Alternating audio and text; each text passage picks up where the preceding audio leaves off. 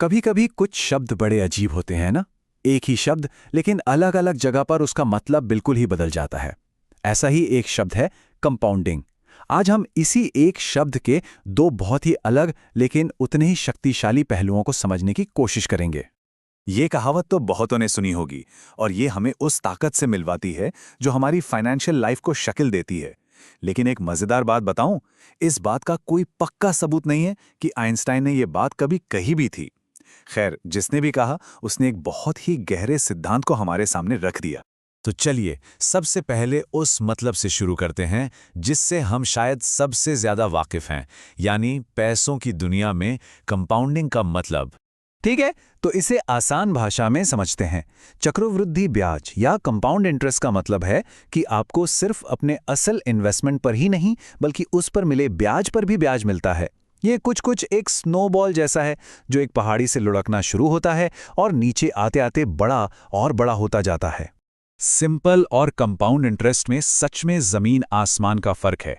देखिए, simple interest में आपकी कमाई एक सीधी लाइन में धीरे धीरे बढ़ती है, लेकिन कंपाउंड इंटरेस्ट के साथ ये एक कर्व है जो वक्त के साथ तेजी से और तेजी से ऊपर जाता है।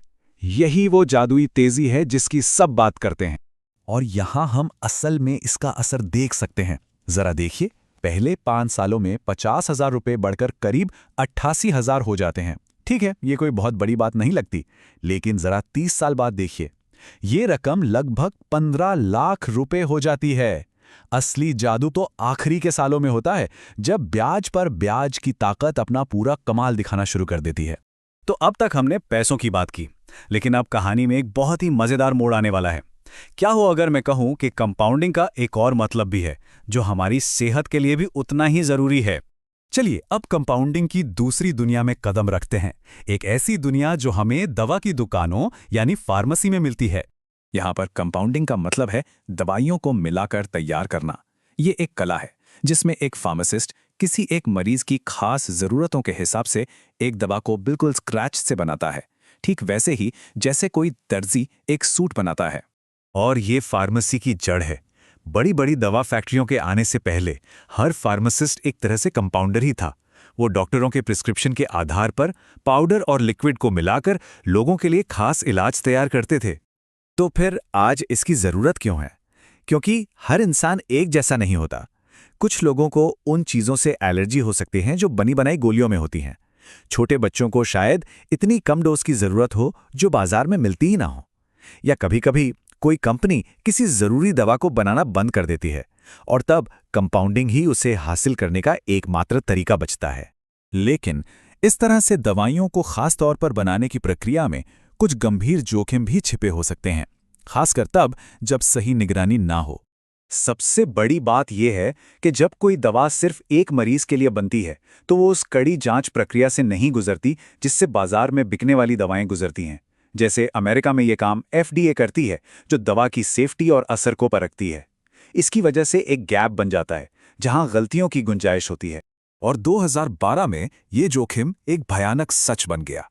न्यू इंग्लैंड कंपाउंडिंग सेंटर नाम की एक कंपनी ने दूषित स्टीरॉयड इंजेक्शन बाजार में भेज दिए, जिससे फंगल मेनिंजाइटिस का एक जानलेवा प्रकोप फैल गया। ये एक बहुत बड़ा वेकअप कॉल था जिसने इस इंडस्ट्री में निगरानी की कमी को उजागर कर दिया। इस हादसे की इंसानी कीमत बहुत बहुत बड़ी थी। उस दूषित दवा की वजह से कम 63 लोगों ने अपनी जान गंवा दी। ये एक ऐसी संख्या है जो दिखाती है कि जब कंपाउंडिंग में गलती होती है तो दांव पर क्या लगा होता है। निसी की इस त्रासदी के बाद नियमों में बदलाव आया। अब 2 तरह की कंपाउंडिंग फार्मेसी होती हैं। एक तो छोटी पारंपरिक फार्मेसी जो व्यक्तिगत नुस्खों पर काम करती हैं, और दूसरी बड़ी आउटसोर्सिंग सुविधाएं जो सरकार की कड़ी निगरानी में बड़ी मात्रा में दवाएं बनाती हैं। तो अब इन 2 बिल्कुल अलग-अलग धागों को एक साथ लाते हैं जो एक ही शब्द कंपाउंडिंग से जुड़े हुए हैं। देखिए, एक तरफ हमारे पास है चक्रवृद्धि ब्याज, एक गणित की ताकत जो छोटी सी शुरुआत को समय के साथ एक बड़ी दौलत में बदल सकती है। और दूसरी तरफ है फार्मास्यूटिकल कंपाउंडिंग, एक वैज्ञानिक कला जो हमारी व्यक्तिगत जरूरतों को पूरा करने के लिए दवा को खास तौर पर तैयार करती है। और ये हमें एक आखिरी सवाल पर लाकर छोड़ देता है, पैसे का कंपाउंडिंग विकास जो भविष्य के लिए सुरक्षा देता है या फिर सेहत की कंपाउंडिंग जो हमें आज एक बेहतर जिंदगी जीने का मौका देती है। दोनों ही हमारी जिंदगी को गहराई से शेकिल देते हैं, लेकिन सोचने वाली बात यह है कि असल में किसका असर ज्यादा गहरा होता है।